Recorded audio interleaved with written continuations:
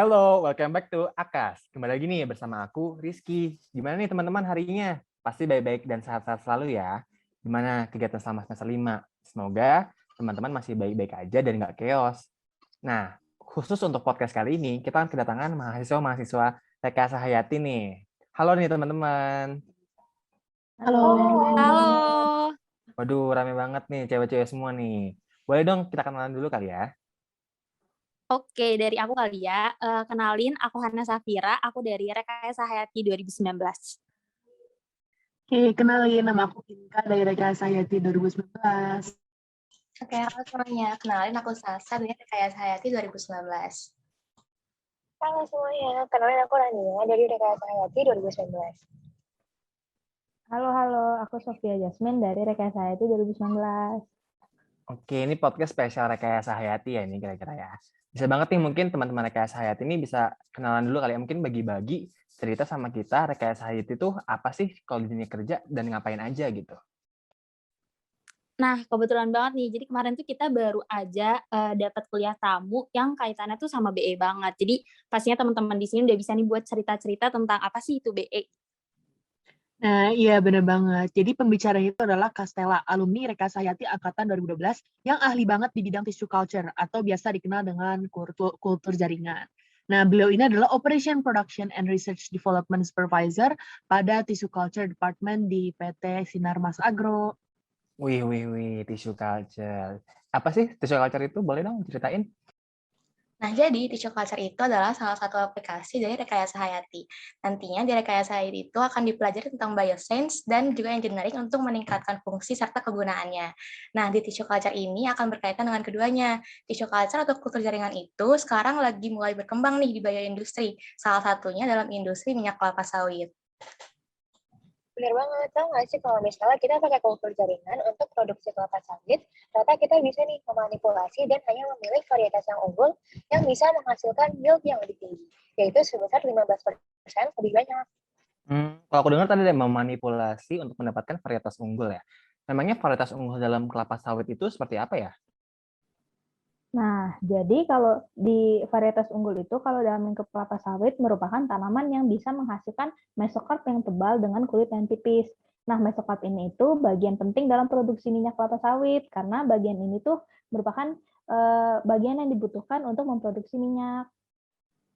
Nah, benar banget tuh. Jadi untuk menghasilkan kelapa sawit yang seperti itu, biasanya tuh kita melakukan yang namanya perkawinan silang antara Dura dan Pisifera untuk menghasilkan yang namanya tuh Tenera.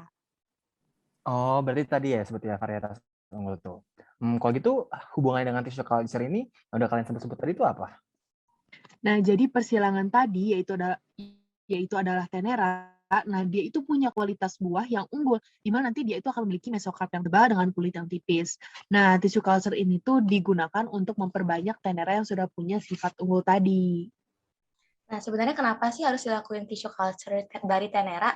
Alasannya itu supaya perusahaan bisa mendapatkan keuntungan sebesar-besarnya. Karena namanya juga perusahaan, pasti ujung-ujungnya bakal profit nggak sih?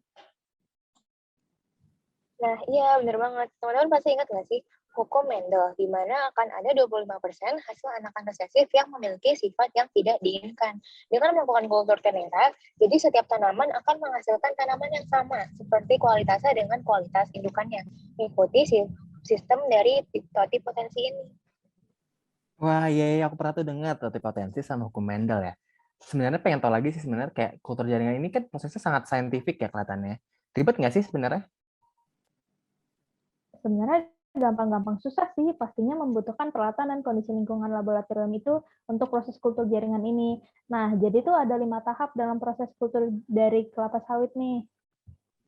Nah, 5 tahap itu tuh meliputi despairing, inoculation, expand, callus, embryo, shoot development, root induction, dan acclimatization.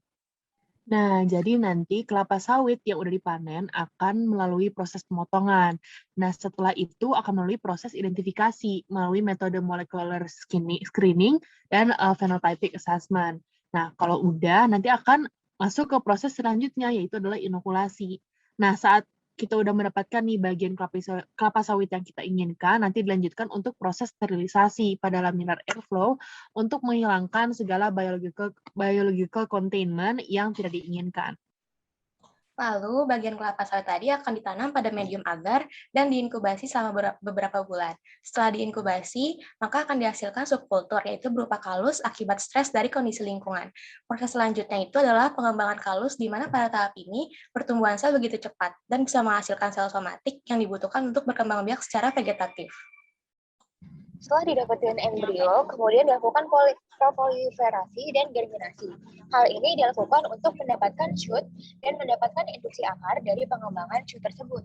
Setelah akar dikebentuk, sebelum dipindahkan ke dalam tanah perkebunan, ada satu langkah lagi nih. Perlu ada namanya aklimatisasi supaya bibit kelapa sawit nggak kaget kalau misalnya dipindahin ke tanah.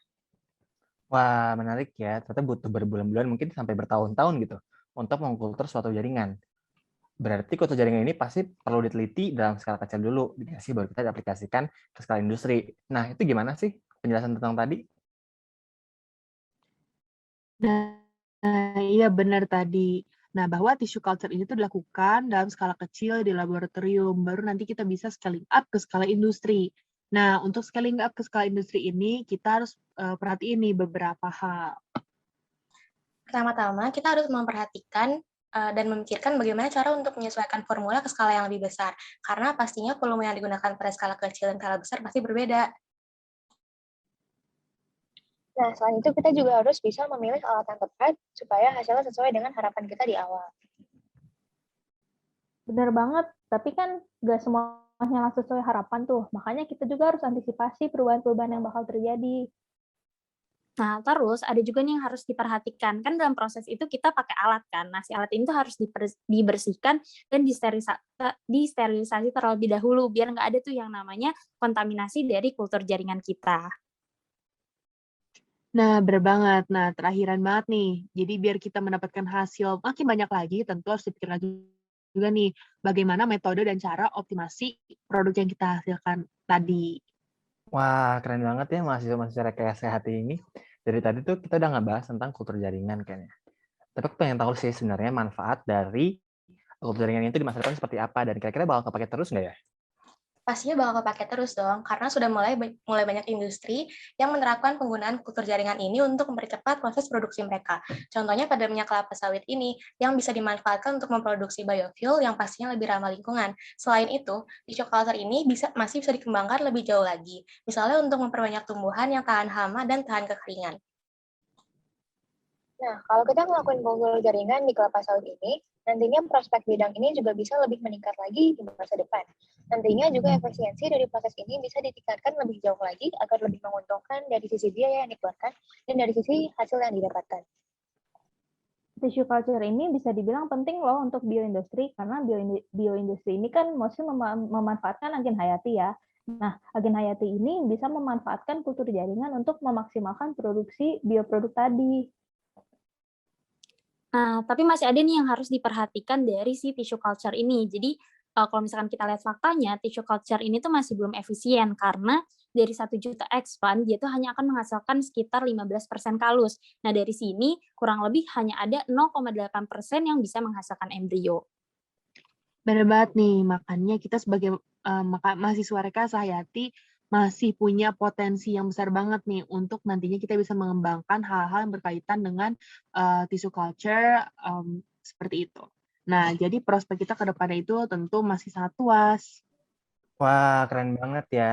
Kayaknya kuliah tamu sama Castella insightful banget nggak sih? Topiknya itu benar-benar mencerminkan seorang bioengineer itu bakal ngapain aja. Thanks banget nih buat teman-teman kayak Hati yang udah mau berbagi ceritanya sama kita.